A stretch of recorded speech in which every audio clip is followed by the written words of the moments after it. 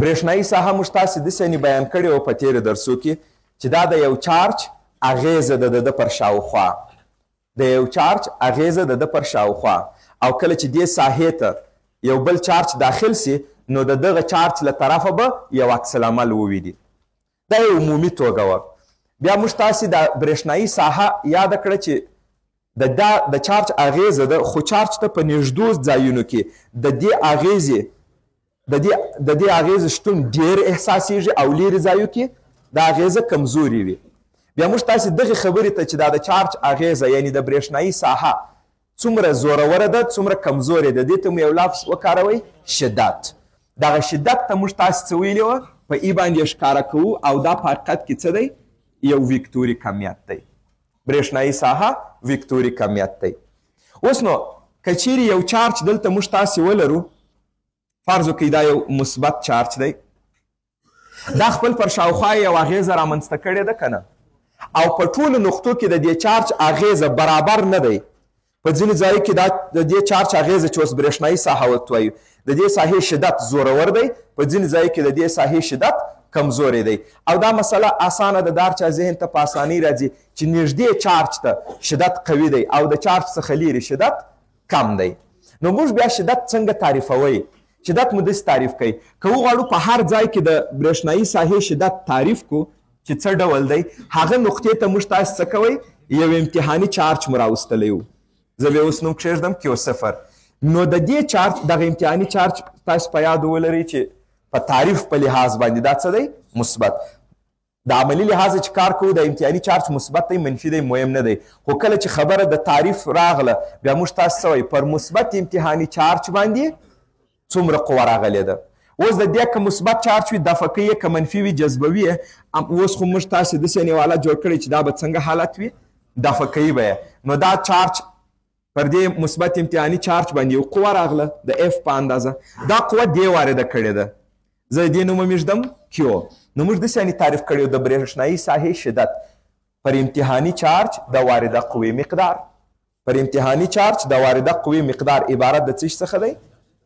د ساحې شدت او دا د ساحې شدت چې دا رقم مو اوس جوړ کړئ دا مساوي دی پر امتحاني چارج د وارده قوې مقدار دلته نو دا ویکتوري کمیت رالی او قوه ویکتوري کمیت رالی دا دواړه ویکتوري کمیتونه دي. د ساحې د برېښنایي ساحې شدت ویکتوري کمیت دی او د دې لوری په کوم طرف چې چارج قوه واردوي لوری په همغه طرف وي دا یمن. نو دلته تاسو وګورئ قوه په دې طرف ته دا برېښنایي ساحه به هم څنګه وي دا ویکتور به تر دې لوی وي یا به کوچنی وي په هر حال باندې اما لوری به بالکل همدا لوری وي. دوی دواړه څه ډول کمیتونه راله ویکتوري کمیتونه. دا ویکتور چې ونه لیکئ د مقداري لحاظه اړیکه په همدې شکل راله. اوس نو موږ تاسې یوه اړیکه لرو چې کولی سو په یوه نقطه کې څه شي معلوم کړو د برېښنایي ساحې شدت معلوم کو. مثال که په هره نقطه کې موږ تاسې وغواړو شدت معلوم کو زه هم دلته پیدا کړئ شدت اوس د امتحاني چارج راواخئ دلته یې کښېږدئ په دې امتحاني چارج باندې اوس قوه لویه راغله چې قوه لویه سوه چې وموکتئ د شدت مقدار څنګه سو زیات او دغه د برېښنایي ساحې مقدار د امتحاني چارج په مقدار پورې تړاو نه لري ځکه که دا چارج زیات سي قوه هم زیاتېږي که دا چارج کم سي قوه هم کمیږي. نو د دوی نسبت یو عدد راځي چې هغه به ارتباط په څه شي پورې ولري په موقعیت پورې. نو د برېښنایي ساحې شدت په څه شي پورې اړه لري په موقعیت پورې. بل په څه شي پورې اړه لري بل د دې منبع چارج د دې سورس چارج په مقدار پورې اړه لري. بله خبره دا ده ښه یوه بله طریقه مو هم درلوده چې څنګه کولی سو د شدت مقدار محاسبه کړو هغه څنګه و مثال زه هم په دغه نقطه کې دا نقطه د ا په دې نقطه کې پیدا کړئ د برېښنایي ساحې شدت څومره دی بیا مو دا څنګه کول کم چارج چې رامنځته کړی برېښنایي ساحه په ا نقطه کې زه د مقداري لحاظه درته لیکم په ا نقطه کې مساوي دی کې کم چارج چې رامنځته کړی دی دا ساحه چې کم چارج رامنځته کړی ده او دا نقطه چې موږ تاسې غواړو دلته یې پیدا کړو شدت هغه نقطه څومره واټن لري زه به دې ته وایم ار ا مربع. د دې ځای نه اوس تاسې په ټولو مسایلو پوهېږئ د برېښنایي ساحې شدت هغه کم چارج چې دا ساحه رامنځته کړې د هغه سره څه ډول اړیکه لري مستقیمه او په لیرو واټنونو کې دا ساحه کمزوري کېږي په نږدې کې قوي کېږي ځکه اړیکه د واټن سره د مربع معکوسه ده او ځکه چې دا کمیت هم دلته دی نو دا هم مهمه مسله ده چې چارج په څه ډول محیط کې واقع دی او موږ تاسې چې بحث کوو چارج په څه ډول محیط کې دی هوا یا خلا نو ځکه د کې قیمت همغه عادت چې موږ تاسې ویلی یو هغه په نظر کې نیسو دا و د یو خلاصه معرفي ده دی اوس نو موږ تاسې کولی سو د ساحې شدت د امتحاني چارج په راوړلو سره هم معلوم کو او کولی سو چې د دغه چارج څخه په کومه فاصله کې وغواړې د شدت مقدار معلوم کړلی سي اوس زه دلته تاسو ته غواړم یو بله مسله ووایم تاسو داسې تصور وکړئ دا یوه نقطه ده دا نقطه ده A په دې نقطه کې د ساحې شدت معلوم کړئ په داسې حال کې چې په دې نقطه کې دلته یو چارج لرو مثال فرض وکړئ دا چارج دی مثبت Q1 او دلته هم یو بل چارج لرو دا هم فرض وکړئ مثبت دی Q2 چارج دلته بیا یو بل چارج لرو فرض وکړئ دا بیا منفي چارج دی Q3 اوس دا ټول چارجونو په دې نقطه کې یو ساحه ایجاده کړې ده ټولو چارجونو په دې نقطه کې یو ساحه رامنځته کړې زه غواړم خالصه ساحه پیدا کړم چې د ډیرو چارجونو له امله په دې نقطه کې رامنځته سوې په دې کې به تاسو څه کار وکړئ د هر یوه ساحه به اول مستقل محاسبه کوي فرض وکړئ دا نقطه د دې چارج څخه څومره واټن لري مثال دا A نقطه اوس به زه دلته لیکم نه داسې به درته وایم A نقطه د Q1 چارج څخه څومره واټن لري د R1 په اندازه دا A نقطه د Q2 چارج څخه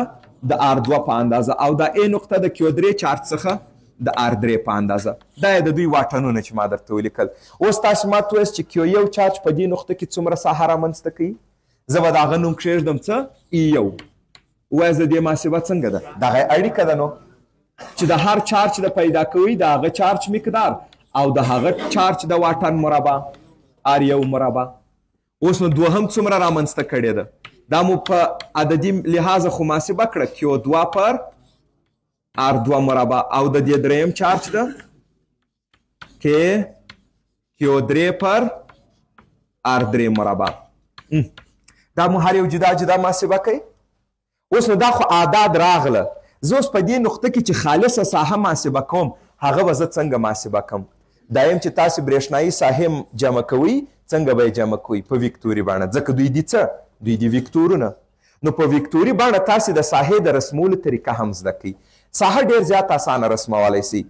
ساحه خو په خطونو ښکاره کول شدت یې درته یادوم شدت یې دغه ای درته یادوم چې دا یو ویکتور دی ګورې دغه محاسبه کوي په دې فورمول یو عدد رالی که نه هغه عدد یو ویکتور دی هغه اوس څنګه رسموئ دا ډېر زیات اسانه دی څنګه تاسو په هره نقطه کې چې د دې د شدت غواړئ رسم کوئ هغه نقطه اول وصل کوئ د مرکز ته په دغه خط باندې یو ویکتور به تاسو رسموئ او هغه ویکتور که دا چارج مثبت وي بهر خواته دا څه شي درته رالی E1 د ده د رسموم وصل مو کوئ اوس یو بل ویکتور رالی دا بیا د ده د چارج طرف ته E2 ویني کله چې زه د مثبت چارج برېښنایي ساحې شدت رسموم په ویکتور هغه ویکتور د ده څخه بهر خواته نیسم او که د منفي د رسموم هغه څنګه هغه د منفي طرف ته یعنې لوری څنګه تعینېږي لکه د ساحې لیکې چې وي د دې ویکتورونو لوری د دې مثبت ته وګورئ دا مو دې مرکز ته وصل کوئ اوس به د ده ساحه څه وي E2 دا یې E3 دا یې E2 نو ټول ویکتورونه راغله که نه اوس که تاسې غواړئ خالصه ساحه پیدا کړئ نو تاسې دا موجوده ساحې به ټول څنګه سره جمع کوئ په ویکتوري بڼه E1 جمع E2 جمع E3 زموږ تاسو په ویکتوري بڼه جمع کول زده دي چار څومره ویکتورونه ولرو د آی جې په بڼه چې یې ولیکو خو جمع یې کولی سو ویکتورونه کولی سي جمع کوي نو خالصه ساحه داسې پیدا کیږي زه یو ځل بیا دا د ویکتور رسمول درته وایم تاسې د برېښنایي ساحې د شدت مقدار په دې فورمول پیدا کوئ یا په دې فورمول پیدا کوئ یا په دې فورمول پیدا کوئ دا وګورئ E مساوي دی F پر Q چې دا مو پیدا کوئ دا خو یو ویکتوري مقدار دی د دې رسم څنګه کوئ د دې رسم وګورئ ډېر یو اسانه طریقه لري دا یې مثبت چارج ستاسو د مثبت چارج لیکې زده دي د مثبت چارج لیکې څنګه دي بهر طرف ته هر طرف ته چې تاسو دا رسموي خو بهر طرف ته به یې ورکوئ اوس نو دا د ساحې شدت چې یو ویکتور دی هغه هم عینا جهت د ساحې لوری وي د برېښنایي ساحې د شدت ویکتور څنګه لوری لري؟ د ساحې لوری. یعنې لکه څنګه چې د مثبت دپاره دا لیکې بهر طرف ته دي نو د ساحې شدت هم څنګه دی؟ بهر طرف ته. اوس زه دلته د لیکه نه رسموم په دغه ځای لیکه نه رسموم، یوازې څه شي غواړم رسم کړم؟ د شدت. دلته یو شدت موجود دی د برېښنایي ساحې موجود دی. مقدار یې څنګه پیدا کړم؟ په دې دوه اړیکو. څنګه یې رسم کړم؟ هغه ویکتور به څنګه رسم کړې؟ د ساحې لوری به ورته ورکړي. اوس راته دلته به څنګه وي؟ اوس دا ویکتور ما ولې کوچنی رسم کوي دا لوی؟ په دې نقطه کې شدت کم دی، په دې نقطه کې شدت زیات دی. اوس ګوري په دغه نقطه کې درته شدت رسموم، دا بیا وګوري دا مې داسې رسم کوي، دا هم بیا ولې تر دې هم لوی رسم کوي ځکه دا نقطه نور هم رانږدې ده. او که چارج منفي وي څنګه کوي؟ په هره نقطه کې یو څو نقطې درته انتخابوم. تاسې دلته شدت رسم کوي، تاسې دلته شدت رسم کوي په دې نقطه کې. اوس به ته څه کار کوي؟ په دغه کې به ویکتور رسم کوي د چارج طرف ته. په دغه نقطه کې به ویکتور رسم کوي د چارج طرف ته. اوس چې دا لیرې دی ویکتور کوچنی دی او دا چې نږدې دی ویکتور لوی دی. نو که تاسې ډېر چارجونه ولرئ په یوه نقطه کې خالصه ساحه څنګه پیدا کوئ؟ مقدارونه اول په دې فورمول پیدا کړئ، بیا ویکتورونه چې مو رسم کړله په هغه اساس باندې کولی سو دا ټول ترلاسه کړو.